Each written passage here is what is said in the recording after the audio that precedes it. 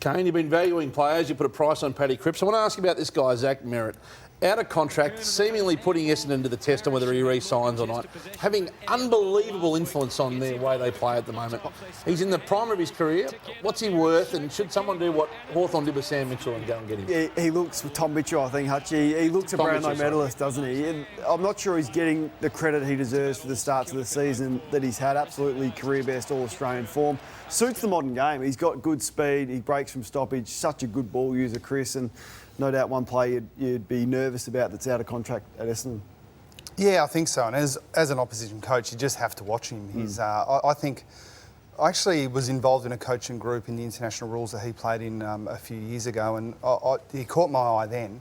But he really looked like a kicker to me. He looks to have added that sort of handball game and that decision-making to his game. I think that's what... He's always been a beautiful kick, but I think he's a bit more multifaceted than he used to be. He's elevating, no doubt. Speaking of Cripps, he had a great game. You were critical of him last week, and Kane... I'm not sure I was critical of him. I said I'd be careful not to overpay him. I'd say you were critical No, of him. I said I'd pay him $750,000 per year for 4 years. Now, if that's criticism, you can take it that way, but that's not a criticism. I'd be careful not to overpay him. Kane Little expressed confidence that a deal would get done when he was interviewed on the weekend, the CEO. As I've said a few times, we're working through that process with him, and we couldn't be more comfortable with where that's at. He's as invested a player as I've ever seen in a football club, and that's, you know, I speak for myself and Teague and Brad Lloyd, who've worked at multiple clubs there, so I don't think that's going to be an issue. Yeah, we're working through it. I've been pretty open the whole time. I'm pretty happy with the club, so we're working through it. It's good to win today, and you'll see how that pans out. Doesn't sound like there's too many issues there. Chris, when would you get nervous? What month of the year, if a star captain of your club, free agent, hasn't signed? When do you start to get worried? It always depends how the conversations are going behind the scenes. Well, we've had ones where it's sort of been a little bit later, but the conversations are so good that you're comfortable. But no. Tim Kelly, for example. When would you have been nervous about that one? Well, I thought Tim was probably going to leave right from the start. I didn't say that publicly, but. Yeah, and so it depends on the circumstances. His circumstances were so compelling that he thought he could have something like what he had at Geelong, living at home in a better family environment. But I reckon halfway through the year, there's no reason not to get it done. This is the guy they've got to find money for, and they have to price him because they've spent some chips. As McKay, he played it. I know it was against weakened opposition, but he kicked 7 goals. And this type of player at 204 centimetres is the new age player now in the rules. And I don't reckon that what they need to pay him has been in their planning. I don't think they thought he'd get to the level that he can get to.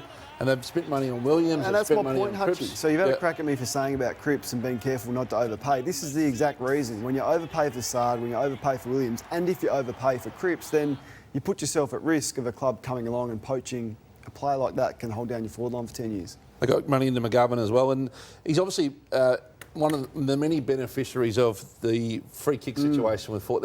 It's seemingly they're getting an early ride. It's part of the agenda. I'm fired up about this, Chris, because one thing we want when we go to the footy is a one-on-one contest. Everyone craves it. You want hangers, you want goals, you want one-on-one contests. This has been taken away by soft free kicks. What can a defender do now on a forward? Now, this is all from this round, and these have all resulted in goals. And when we look at the numbers year on year, the average free kicks paid that have resulted in goals, it is through the roof. The sceptic in me would say the AFL have just said, we want goals, we don't care how we get them, to the point where we're playing ticky-touch with free kicks like that. They're big numbers. It looks like that, Kerry. Yeah. Look at the numbers. Is it frustrating? I know you lose your mind up in the box, but...